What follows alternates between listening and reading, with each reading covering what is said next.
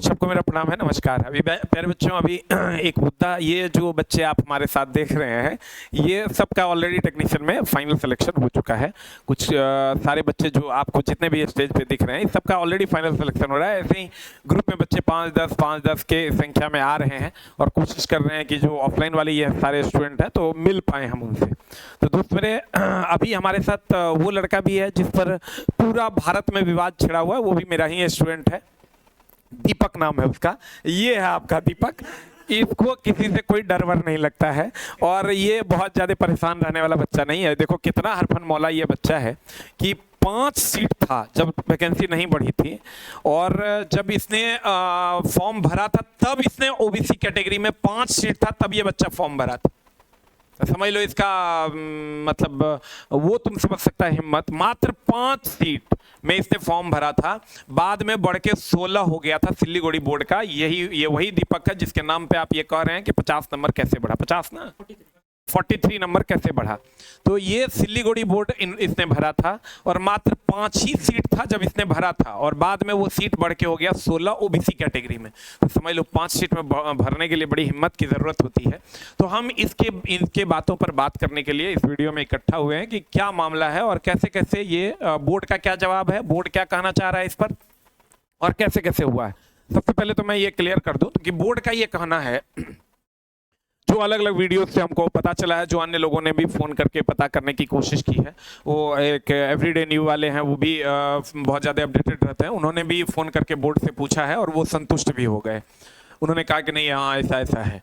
तो अब मामला क्या है कि बच्चों का ये बोर्ड का ये कहना है कि जैसा कि हमको वीडियो से पता चला है कि बोर्ड का ये कहना है कि हम पहले तो आरआरबी वाइज छांट लिए हैं कि किस सिटिंग में कितने बच्चे अप्लाई किए हैं और किस सिटिंग में कितने बच्चे फॉर्म मतलब एग्जाम में बैठे हैं, और उसके बाद हमने पोस्ट वाइज भी छांटा है, फिर कैटेगरी वाइज छांटा है, और तब जो सबसे ज्यादा आया है उसको 100% माने हैं।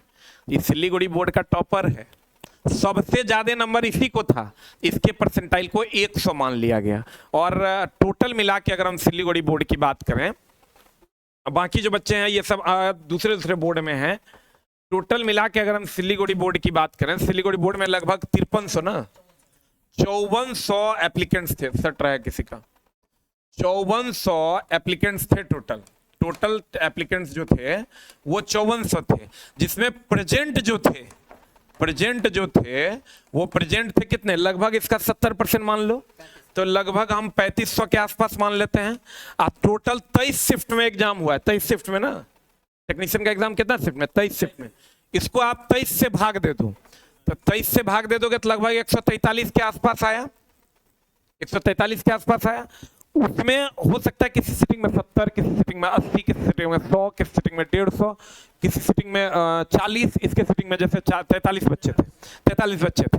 तो चूंकि इसके बोर्ड में मात्र 5 गो सीट था पहली बार, बाद में 16 किया गया, तो मात्र 16 सीट में ही भरा था, और 16 सीट में भरा था, तो जो जिसका सबसे ज्यादा आता उसको 100% मान लिया जाता। तो इसका सबसे ज्यादा है तो इसको 100% मान लिया गया, और उसी के हिसाब से जिसका एवरेज होगा उसको उसी के हिसाब से किया गया।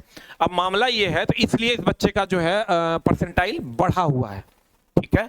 अब मामला क्या है, तो बच्चों को डाउट हो रहा है, बच्चों को डाउट होना लाजमी है कि सर इतना नंबर किसी का बढ़ गया, किसी का कम नंबर बढ़ा।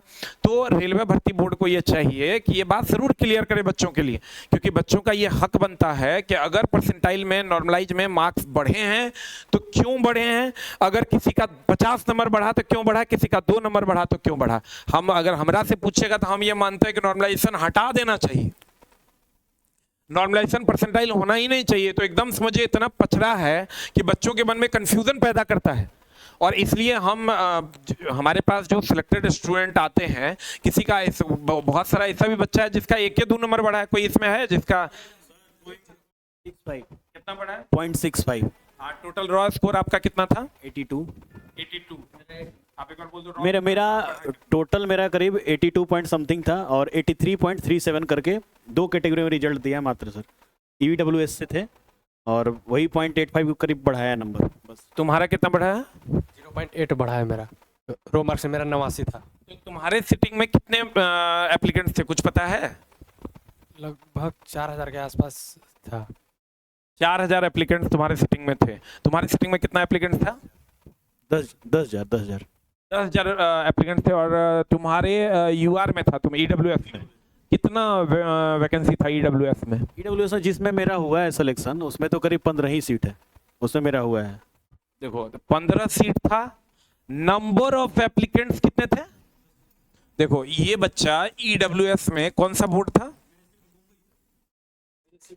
ईडब्ल्यूएस में मुंबई बोर्ड में था ये बच्चा, और लगभग इसमें एप्लीकेंट्स कितने थे? 10,000 एप्लीकेंट्स थे। और टोटल ईडब्ल्यूएस का सीट कितना था? मात्र 15 सीट था। ईडब्ल्यूएस में मात्र 15 सीट था। कंफर्म हो तुम? अच्छा, जिस कैटेगरी में इसका रिजल्ट हुआ है, ईडब्ल्यूएस में 15 नहीं था, इसका ईडब्ल्यूएस के जिस कैटेगरी में इसका रिजल्ट हुआ है उसमें मात्र 15 सीट था। क्योंकि 10,000 बच्चे बैठे थे और कुछ ऐसा ही कैलकुलेशन होगा, तो इसका मात्र 0 पॉइंट कितना बढ़ा है? 0.85। वो आपका कितना बढ़ा है? 0.8 बढ़ा है। और आपके ये में एप्लीकेंट्स कितने थे टोटल भरे? बच्चे कितने बैठे थे? 4188। इसके शिफ्ट में भाई 43 को बच्चे बैठा था, इसलिए इसका जो मैक्सिमम था तो 100% मान लिया गया। सबसे पहली बात तो मैं ये नॉर्मलाइजेशन के पक्ष में ही नहीं हूँ, नॉर्मलाइजेशन होना ही नहीं चाहिए। इन नॉर्मलाइजेशन का पचड़ा ही खत्म करे रेलवे, नहीं तो इसके बारे में कंप्लीट जस्टिफिकेशन दे बच्चों को। बच्चों में ये एकदम जानने का उसको हक है कि मेरा कम क्यों बढ़ा और मेरा ज्यादा क्यों बढ़ा, किसी का ज्यादा क्यों बढ़ा और किसी का कम क्यों बढ़ा। मैं इसके पक्ष में हूं कि रेलवे को इस पर जवाब देना चाहिए प्रॉपरली, और अगर रेलवे जवाब नहीं देती है, बच्चों में असंतोष रहता तो ये कहीं से भी सही नहीं है। रेलवे के प्रति अगर रेलवे चाहती है कि हमारे प्रति विश्वास हो तो ये हम तो कहते हैं नॉर्मलाइजेशन हटा ही दो। एक सिटिंग में एक बार में सबका एग्जाम ले लो और खत्म करो कहानी। अच्छा, मुंबई में टोटल 266 था। तुम्हारे कैटेगरी में जिसमें तुम्हारा रिजल्ट दिया उसमें 15 था। अब देखिए एक चीज और क्या है, दीपक से भी हम लोग बात करेंगे, दीपक क्या कहना चाहता है इस पर। और दीपक बेचारे, दीपक की क्या गलती है? दीपक तो बेचारा परीक्षा दे के आया, और दीपक से ही सुनते हैं दीपक क्या कहना चाहते हैं। बड़ा हरफन वाला बच्चा है ये, और ये बोला कि सर हम तो ऐसे ही भर दिए थे और हमको लगा कि सर कम सीट है तो सिलीगुड़ी में इसको जॉब करना था, तो इसको लगा होगा तो चलो कर लेंगे। इसीलिए ये भी करेज होना चाहिए भाई। 5 को सीट में जब ये पहली बार भरा था तो बाद में ना बढ़ गया, पहली बार जब ये भरा था जिसका 5 को सीटें था, कैसे इतना हिम्मत कहां से लाता है दीपक तुम? सर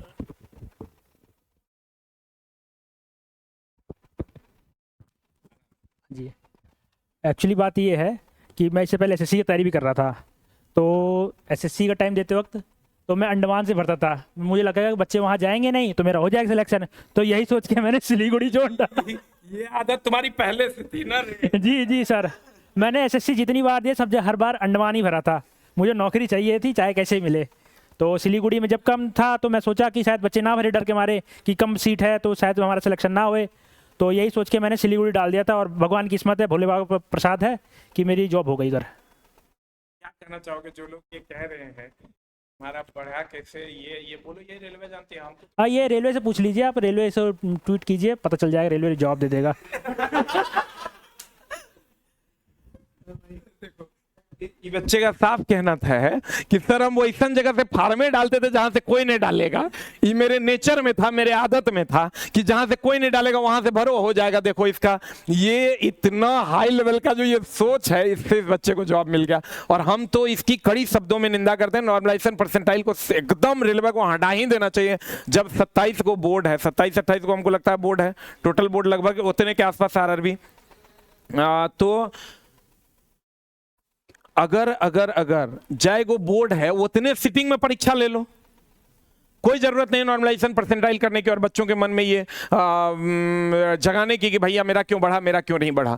तो कहीं ना कहीं आरआरबी ने ये कुछ जो वीडियोस वगैरह आ रहे हैं उससे आरआरबी ने ये क्लियर उन लोगों को किया होगा, हमको तो अभी तक नहीं किया है, कि भैया इसमें हम लोग पहले आरआरबी वाइज छांटे हैं, उसके बाद हम लोग कैटेगरी वाइज छांटे हैं, तब जाके इसको नॉर्मलाइज किए हैं वगैरह वगैरह। इसमें बेचारे दीपक का कोई गलती नहीं है, दीपक का कोई गलती नहीं है। दीपक बेचारा फार्म भरा और इसका ये मामला। लेकिन हम सबसे यही आरआरबी से ये गुजारिश करते हैं कि आरआरबी इस पर कंप्लीट क्लियरिफिकेशन दे ताकि बच्चों का डाउट क्लियर हो जाए। हमको हंसी इस बात से लग रहा है क्योंकि बेचारा दीपक बड़ा इनोसेंट है और ये बच्चा कहता है सर मैंने तो भर दिया, मेरी क्या गलती है।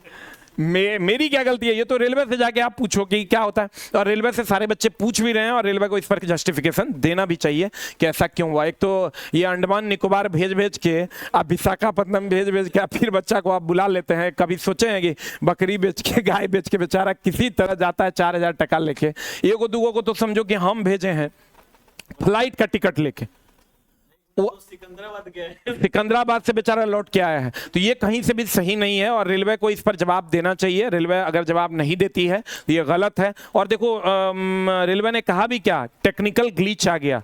भाई मेरे यहाँ मेरे सेंटर पे डेली 10,000 बच्चे एग्जाम देते हैं, 10,000 प्लस बच्चे एग्जाम देते हैं मेरे यहाँ ऑनलाइन सेंटर पे। हम लोग AWS का सर्वर यूज करते हैं, कोई टेक्निकल ग्लिच उस दिन नहीं था। पता नहीं अगर क्या था, अगर है तो ये बात भी क्लियर करनी चाहिए कि टेक्निकल ग्लिच आखिर क्या आया। कि हम ये मानते हैं कि टेक्निकल ग्लिच हो सकता है, ये टेक्निकल इश्यूज हो सकता है, लेकिन ऐसा क्या कि TCS जैसी बड़ी कंपनी को ये सॉल्व करना चाहिए था, बच्चों को इतना परेशान नहीं करना चाहिए था। और इसकी हम लोग सब लोग निंदा करते हैं और नॉर्मलाइजेशन परसेंटाइल हटा देना चाहिए, ऐसा मेरा मानना है। और एकदम नॉर्मल सब कुछ रिजल्ट होना चाहिए। पहले भी लोगों का रिजल्ट होता था, अभी भी लोगों का रिजल्ट होगा। ये नॉर्मलाइज परसेंटाइल का पचड़ा बच्चों के समझ में नहीं आ रहा तो इसको हटा दिया जाए। चलिए, तो ये सारे हमारे साथ जो अभी हैं, यहाँ बंच में बच्चे आ रहे हैं और जिनका हो रहा है उनका हम सम्मान करते हैं।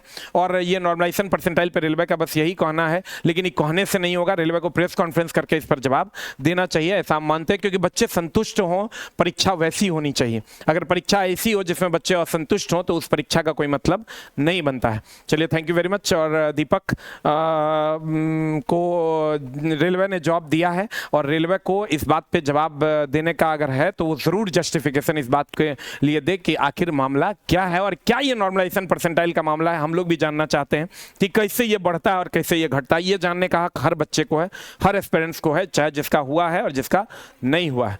ठीक है, हम इस पक्ष में है कि इसको नॉर्मलाइजेशन परसेंटाइल को कंप्लीट हटा ही दिया जाए। ठीक है, thank you very much, love you all, नमस्कार।